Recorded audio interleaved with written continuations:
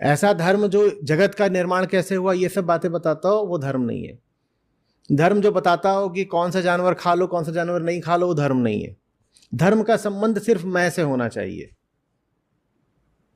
पर्यावरण के साथ क्या व्यवहार करना है, ये बात आपको पर्यावरण शास्त्री बताएंगे, इन्वायरमेंटलिस्ट्स बताएंगे। दुनिया के हर क्षेत्र के अपने विशेषज्ञ होते हैं।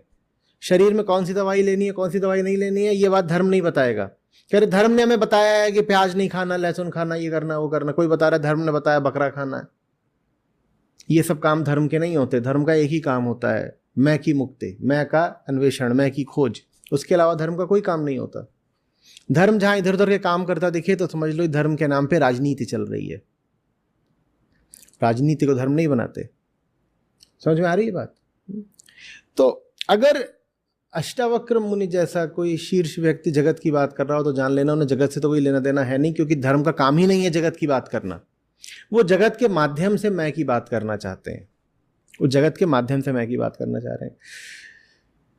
मैं कौन है जो जगत से बन के आया, और मैं अपने आप को क्या बोलता है, मैं तो सत्य हूं, मैं तो सत्य हूं। लेकिन मैं पूरा का पूरा क्या है, जगत की पैदाइश, जगत की निर्मित। जो सब तत्व जगत में पाए जाते हैं वही सब मैं में पाए जाते हैं, क्योंकि सब जगत का ही तो माल आया था ना, उसको इकट्ठा करके मैं बन गया था। इंद्रियों को दिखाई क्या देता है, मैं कि जगत? इंद्रियों क्या दिखाई देता है, मैं कि जगत? जगत। मैं देखा किसी ने आज तक? मैं बोलते रहते हो, इतना बोलते हो। कितनी ये अंधविश्वास की बात है, जिसके बारे में इतना बोलते हो उसको अभी देखा तो है नहीं। यहां बैठे हुए चाचा ये दिन रात बोले कि कोई नाम बताओ, कुछ भी, कुछ नाम बोलो। हाँ, दीपक तो होता ही है, कोई ऐसे बोलो। पपोटा। अब चचा घूम रहे कह रहे पपोटा पपोटा पपोटा पपोटा, और पपोटा इनकी जिंदगी का केंद्र बन चुका है। कोई भी वाक्य बोले तो पपोटा जरूर आता है। बोले क्या कर रहे हो? पपोटा खा रहा हूं। कहां सो रहे थे? पपोटे के साथ सो रहे थे। किस पे सो रहे थे? पपोटे के ऊपर सो रहे थे। कोई वाक्य कोई विचार इनका हो ही नहीं सकता जिसमें पपोटा ना आ रहा। और पपोटे को आज तक किसी ने देखा नहीं, खुद इन्होंने भी देखा नहीं। तो तुम क्या बोलोगे चचा को? ये तो बोलोगे विक्षिप्त आदमी, पागल। अब आप बताइए, आपका कोई वाक्य कोई विचार है जिसमें मैं ना आता हो? आपने देखा आज तक मैं को? सुना आज तक मैं को? छुआ मैं को? तो आपको विक्षिप्त क्यों ना माने? हम सबको पागल खाने में क्यों ना डाल दिया जाए? नहीं तो चचा को ही मत डालो पागल खाने में। एक आदमी है जो, कहां गए थे? पपोटा देखने। कौन हो तुम? मैं पपोटा हूं। क्या खाया? पपोटा खाया। वो पपोटा के अलावा कुछ है ही नहीं उसके पास। दृश्य दृष्टा दोनों पपोटा, विषय विषयता दोनों पपोटा, पपोटा ही पपोटा, सब पपोटा। और पूछो पपोटा माने क्या? बोला ये पता नहीं। बोले पपोटा कभी खोजा? पता नहीं। पपोटा को तर्क किया, जिज्ञासा करी, करा नहीं, लेकिन पपोटा है। वही हाल मैं का है। आपसे कोई कहे हाँ हाँ जी आप कौन है? बोले मैं राकेश कुमार हूं। राकेश कुमार तो ठीक है, आपको नाम दे दिया था माँ बाप ने। ये मैं कौन है? मैं राकेश कुमार हूं। राकेश कुमार ठीक है, ये देह है, उसको माँ बाप ने नाम दे दिया राकेश कुमार। उसका देखा लिंग, अगर लड़का है तो राकेश कुमार नाम दे दो उसको, लड़की होती तो राकेश की जगह राखी हो जाती। तो नाम तो राकेश कुमार ठीक है, ये मैं कौन है? नहीं मैं राकेश कुमार हूं। अच्छा ये कंधा राकेश कुमार है? नहीं मैं हूं ना राकेश कुमार। क्या खाल राकेश कुमार है? मैं कौन है? नहीं मैं तो फिर आज तक देखा नहीं, मैं तो देखा नहीं आज तक।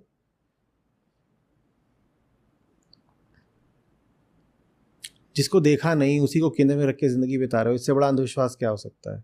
कोई बोले भूत होता है, बोलता अंधविश्वासी, पागल, इसको भगाओ यहां से। भूत होता है उसको अंधविश्वासी बोल देते हो, और जो बोले मैं होता है उसको क्यों नहीं भगाते? सबसे बड़ा अंधविश्वास तो मैं है ना। न देखा न सुना, और मैं कैसे ये निश्चित करता है कि उसे देखे ना सुने? वो बोलता है मुझे देखने सुनने की बात क्या है, मैं तो देखने सुनने वाला हूं। गजब हो गया। अरे मुझे कैसे देखोगे, मुझे कैसे सुनोगे? मैं ही तो देख रहा हूं, मैं ही तो सुन रहा हूं, तो मुझे देखने सुनने की कोई जरूरत ही नहीं। नहीं साहब ये तो ठीक है, आप ही देखते हो सुनते हो, लेकिन आप कौन हो? फिर मौन छा जाता है, वहां पता ही नहीं चलता, क्योंकि वो मामला कुछ है ही नहीं, उधार का पिंड है एक। पर वो दिखाई नहीं देता इसलिए बचा रहता है। अगर मैं कहूं इस मेज पे पपोटा रखा है तो तुरंत पोल खुल जाएगी ना? बताओ क्यों? क्यों? क्योंकि आके इस मेज पे खोज लोगे पपोटा मिलेगा नहीं, तो पोल खुल जाएगी कि झूठ बोला। समझ में आ रही बात? मैं की पोल क्यों नहीं खुलती? क्योंकि आंखों से उसकी जांच नहीं हो सकती। वो बोलता है मैं आंखों के पीछे हूं, मैंने देखा, तो मुझे कैसे देखोगे? मैंने तो देखा है ना, मैं तो दृष्टा हूं, तो मुझे कैसे देख लोगे? तो मैं इसलिए बचा रहता है। तो यहां पे फिर मुनि ने तरकीब निकाली है मैं की चाल की काट की। वो कैसे बचा रहता है बोल के कि मैं तो पीछे हूं जी, मैं तो पीछे हूं, मैं तो पीछे हूं। बोला अच्छा ठीक है, तू पीछे होगा, लेकिन तू बना किससे है? जगत मौल से, ब्रह्मांड से। तो तू होगा पीछे कहीं, लेकिन तू इसी सबसे बना है ना। अगर हम ये दिखा दें कि ये सब नकली है, तो क्या साबित हो गया? कौन नकली है? तू नकली है। सीधे सीधे तुझे नकली साबित किया नहीं जा सकता, क्योंकि तू किसी भी परीक्षण का विषय नहीं बनता, तू परीक्षक बन जाता है। तू इन्वेस्टिगेशन का सब्जेक्ट नहीं बनता, तू इन्वेस्टिगेटर बन जाता है। तो कोई कैसे साबित करे कि तू नकली चीज है, घटिया चीज है? तो एक काम करते हैं कि तेरा जो जोड़ीदार है क्या? संसार। अहंकार का जोड़ीदार कौन है? संसार। ये संसार को ही दिखा देते हैं कि संसार गड़बड़। अगर तुझे ये दिख गया कि संसार ऐसे ही है, तो फिर तुझे ये भी मानना पड़ेगा कि तू भी ऐसे ही है, व्यर्थ, नकली। जब जगत कल्पना हो जाता है तभी आप अनंत हो जाते हो, निराकार हो जाते हो और शांत हो जाते हो। जब जगत कल्पना हो जाता है तो आप अनंत, निराकार और शांत हो जाते हो, नहीं तो नहीं हो पाओगे। जब तक माने जगत आपके लिए असली है, मैं असली है तो जगत भी असली होगा। ये दोनों तो जोड़ीदार हैं, साथ साथ चलते हैं। अहम कहता है मैं असली हूँ, अहंकार असली है, तो संसार भी असली होगा। दोनों सत्य हैं, मैं भी सत्य हूँ, संसार भी सत्य। जब तक ये दोनों ही सत्य हैं तब तक ना आप अनंत हो पाओगे, माने आपकी सीमा रहेगी। जहाँ सीमा रहती है वहाँ दुख रहता है और डर रहता है और अज्ञान रहता है। ना आप अनंत हो पाओगे, ना शांत हो पाओगे, उद्विग्न रहोगे, चिंतित रहोगे, और न ही आप निराकार हो पाओगे। सब तरह के सीमित आकारों के पीछे पीछे भागोगे, पाओगे कुछ नहीं। समझ में आ रही है बात? जगत को कल्पना साबित करने की ऋषियों को कोई जरूरत नहीं है, लेकिन चूंकि आपने अपनी हस्ती को जगत से जोड़ रखा है, इसलिए वो जगत को दिखाते हैं कि देखो देखो देखो कितना झूठा है। परीक्षण करो, प्रयोग करो, पाओगे कि जगत वो नहीं है जो तुम्हें लगता है। जब तुम्हें दिखेगा कि जगत वो नहीं है कि जो तुम्हें दिखता था, लगता था, तो फिर ये भी तो साबित हो जाएगा ना कि तुम भी वो नहीं हो जो तुम अपने आप को मानते थे। जब आप ये बोलते हो, मैं आपको एक उदाहरण देता हूं, ध्यान से सुनिएगा। जब आप ये बोलते हो मैंने धोखा खाया, मैंने धोखा खाया, धोखे का मतलब क्या होता है? जब धोखा खा रहे थे तब तो भरोसा था ना, नहीं तो धोखा कैसे खाते? आपने किसी व्यक्ति से धोखा खाया, जब धोखा खा रहे थे तब धोखा खा रहे थे, क्या खा रहे? तब तो भरोसा खा रहे थे, तब तो भरोसा खा रहे थे। तो आपको धोखा एक ने दिया है कि दो ने दिया है? एक तो था चलो सामने जो धोखा खिला रहा था, एक वो भी था जो धोखा खा रहा था। और क्या बोल के खा रहा था? मैं तो भरोसा खा रहा हूं। तो अगर झूठे साबित हुए तो एक साबित हुआ झूठा कि दो? जो भी गुनाह साबित हुआ वो एक का साबित हुआ कि दो का साबित हुआ? तो आप धोखा तो जगत से दिन रात खाते हो ना। ऋषि आपको यही समझाना चाह रहे हैं, जगत से अगर धोखा खा रहे हो तो सिर्फ जगत ही झूठा नहीं है, तुम भी झूठे हो। अगर बाजार का माल नकली निकल गया, माल तुम घर ले आए हो, तो नकली सिर्फ बाजार का माल नहीं, नकली तुम भी हो। नहीं तो नकली को असली कैसे समझ लेते? समझ में आ रही है बात? और चूंकि ये हमारा आम अनुभव रहता है कि हम जगत में धोखे खूब खाते हैं, तो इसीलिए ऋषि इस अनुभव को साधन की तरह इस्तेमाल कर रहे हैं, आपको दिखाने के लिए कि अहम कितनी झूठी चीज है। वो कह रहे हैं जगत झूठा है, तो तुम्हें रोज ही मिलता है, हर आदमी छाती पीट रहा है, अरे धोखा हो गया, अरे लूट ले गया, यही रहता है ना। हर आदमी छाती पीट रहा है, आज ये हो गया, बुरा हो गया, आज फलाने को बुलाते इतने बजे आया नहीं, फलाने को उधार दिया था, अब वो गायब हो गया है, फोन नहीं उठाता है, फलाने से प्यार किया था और वो हमें समुचित उसमें फायदा नहीं दे रहा अब। बच्चों को पाल पोस के बड़ा किया, वो सब भाग गए हैं, ध्यान नहीं दे रहे हम पे, ये सब रहता है ना। तो ये तो हर रोना हर आदमी का है ना कि जगत ने धोखा दे दिया। अष्टावक्र कह रहे हैं देखो, धोखा दो शामिल होते हैं उसमें,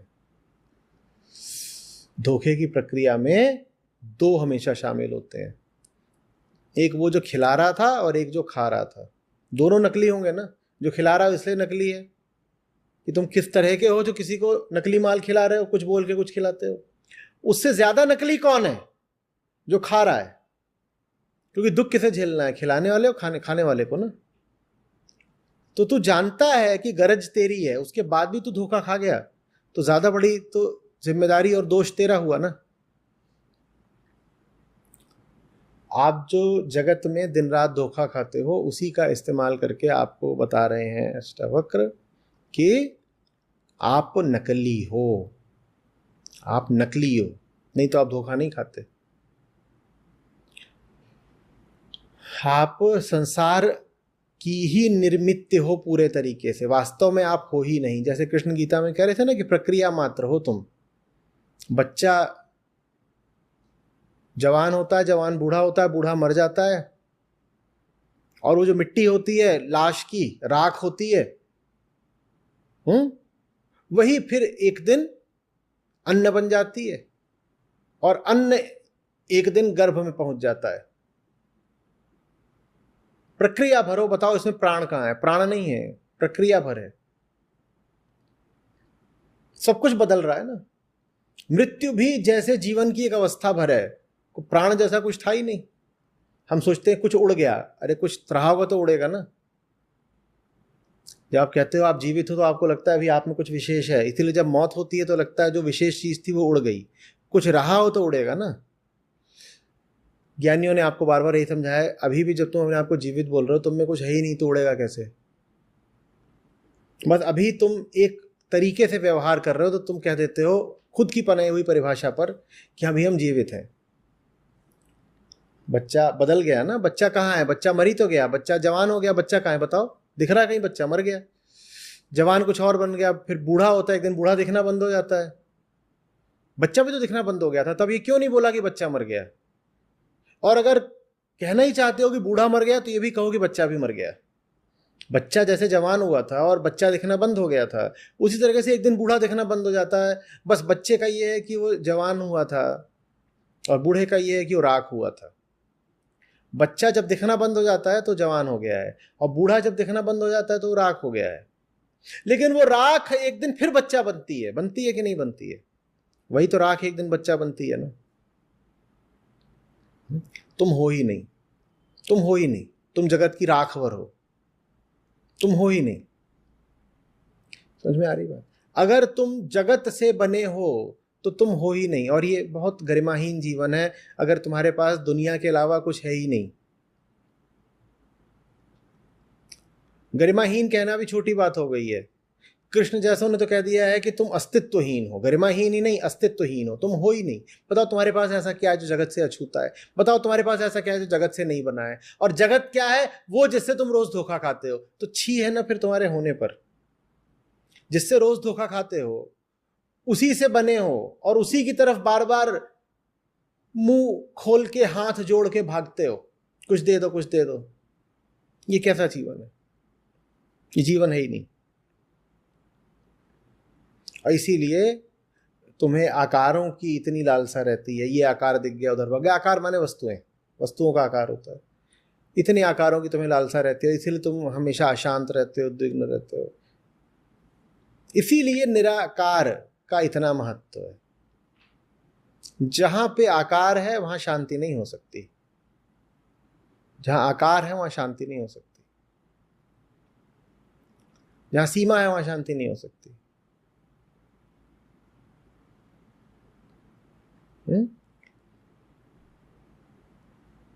सीमा माने जगत की सारी चीजें, उन्हीं से मिलके तो बने हो। शांति कहाँ है बताओ? जगत की ही सारी चीजों से निर्मित हो, बताओ शांति कहाँ मिल गई है?